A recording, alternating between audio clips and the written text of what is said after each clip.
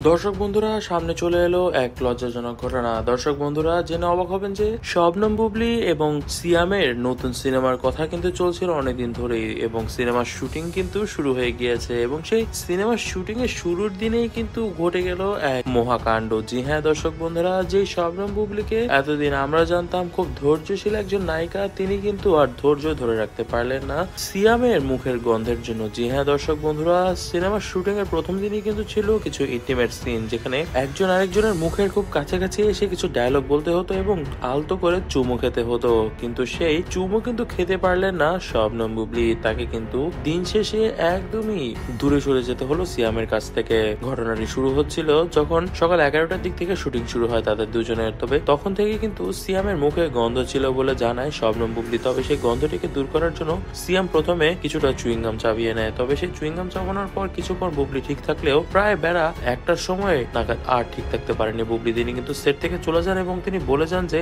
এত গন্ধ নিয়ে কিসের জন্য তুমি শুটিং করতে এসেছো। জানা যাচ্ছে ওদিন সিয়াম পেঁয়াজ খেয়েছিল এবং সেই পেঁয়াজের গন্ধের জন্য নাকি টিকতে পারছিল না শবনম বুবলী এবং তাকে জোর করেই সিয়ামের কাছ থেকে শুটিং বন্ধ করে চলে যেতে হয়। তবে সিয়াম কিন্তু তার মুখের এই গন্ধের জন্য অত্যন্ত লজ্জা পেয়েছে।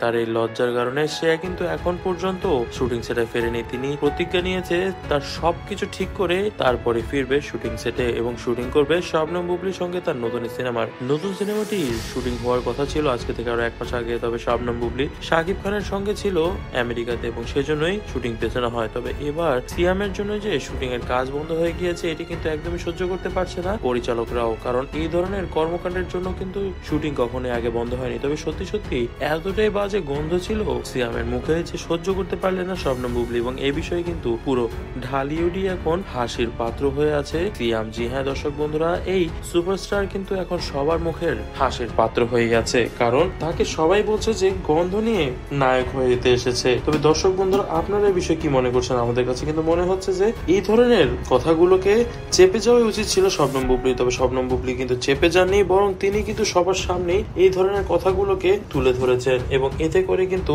সম্মানহানি হয়েছে আমাদের সিয়ামের। তবে দর্শক বন্ধুরা, আপনারা এই বিষয়ে কি মনে করছেন তা কিন্তু আমাদেরকে কমেন্ট বক্সে কমেন্ট করে জানাবেন। দর্শক বন্ধুরা, ততদিন পর্যন্ত অবশ্যই আমাদের চ্যানেলটিকে সাবস্ক্রাইব করে রাখবেন এবং আমাদের চ্যানেলটিকে বেশি বেশি করে অবশ্যই কমেন্ট করে ভরিয়ে দিবেন। দর্শক বন্ধুরা, আজ তাক সেই পর্যন্তই, দেখা হচ্ছে নেক্সট কোনো ভিডিওতে। ততদিন পর্যন্ত ভালো থাকবেন এবং অবশ্যই আমাদের চ্যানেলটিকে সাবস্ক্রাইব করে যাবেন।